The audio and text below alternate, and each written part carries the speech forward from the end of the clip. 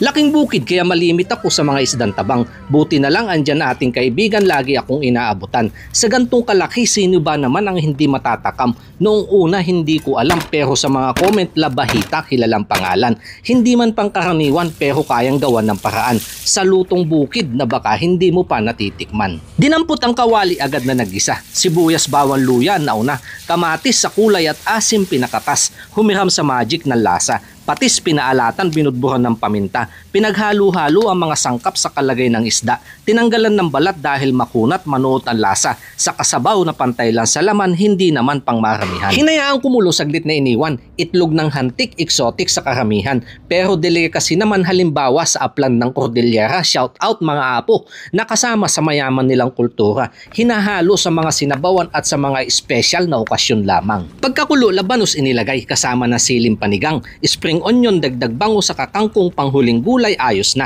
Pinigaan ng kalamansi, balansi ng sabaw. Sinigang na may hantik, asim sa bibig at ang bawat sandok katas sa bibig pumuputok. Sa kasawsawan na may chili mansi, panay na ang lunok. Lord, thank you po sa pinagkaloob mo na naman blessing ngayong araw. Basbasan po ito in Jesus' name.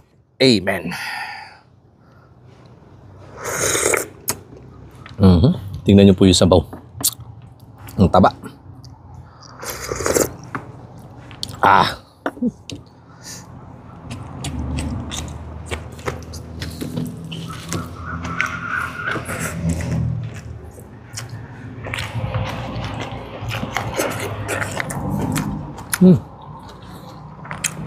Sarap.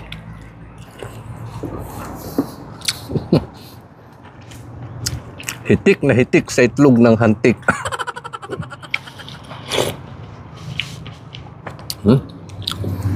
Para siyang may, yung pag pumutok na siya sa bibig, creamy. Exotic nga po kung sabihin ng iba, pero delicacy naman sa ibang lugar. Sa amin nga po mga taga norte.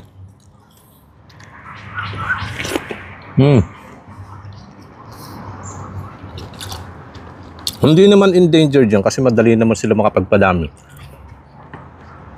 At saka napakayaman po niyan sa protina. Yung ulo. Uy. Ay, naputol.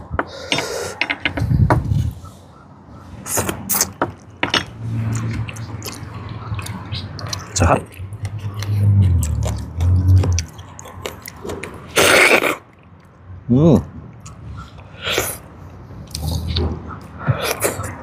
Dami. Malambot din pala yung balat.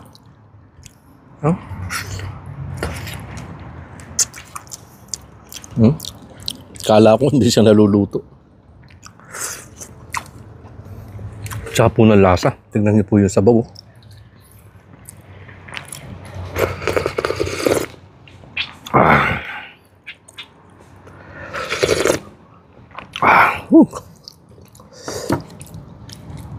Ito dahagod yung bagsak sa lalamunan.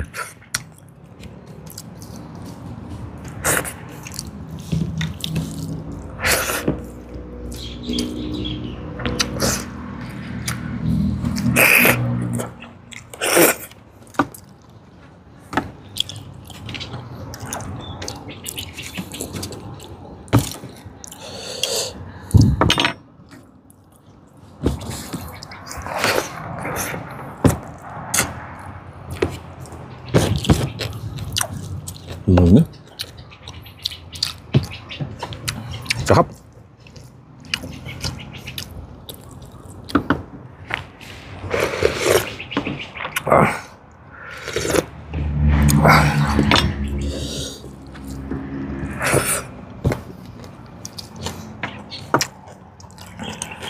Ulam na panalo.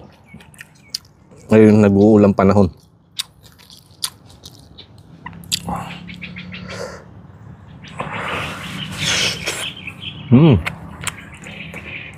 Lasa.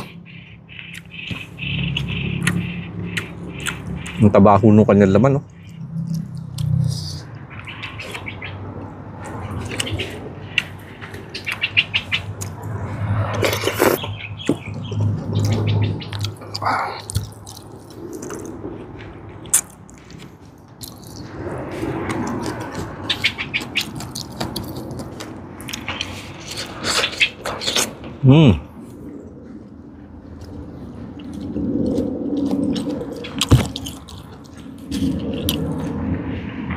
Hindi ho pangkaraniwan sa karamihan, pero sa aming mga laking bukid, common na lang ho ang pagkain yan.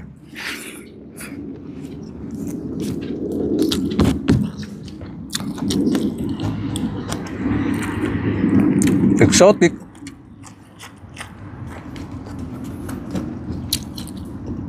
Pero meron din naman hong pakinabang sa kalusugan. Kain po tayo mga kanayon.